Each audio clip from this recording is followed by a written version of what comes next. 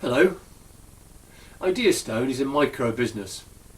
We've undertaken to reach net zero greenhouse gas emissions by 2027, and we're sharing our progress and the things we're learning.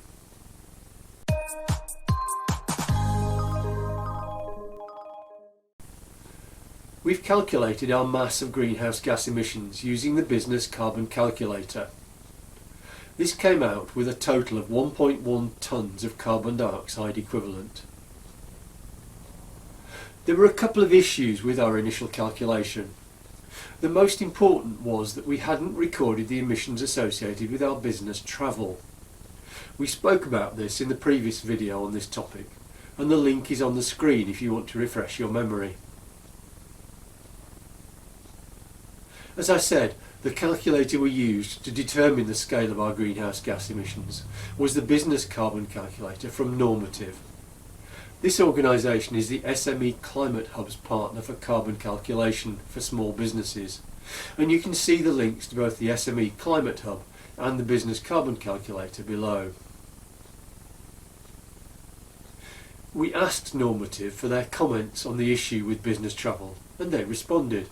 They said, "If you reimburse and do not own the car, these emissions will not be in Scope 1. Scope 1 is solely the direct combustion from assets operated by the company, according to the Greenhouse Gas Protocol Operational Control. This will end up in Scope 3 business travel and is not something you can add to the calculator as is." Which is more or less what we worked out. We managed this by treating the business use of our privately owned car as car hire for the purposes of the calculation. They also referred us to the methodology behind the business carbon calculator.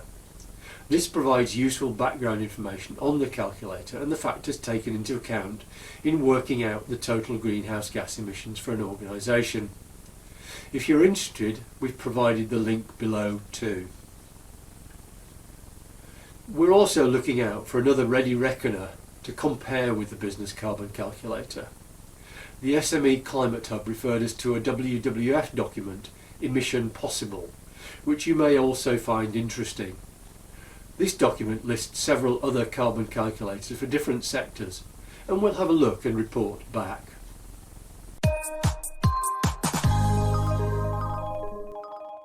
That's all for now. But if you're interested in what we're doing and want to keep up to date with our progress, please subscribe to our channel. You can also follow us on LinkedIn and Twitter. And we have several online learning courses on Udemy and Allison.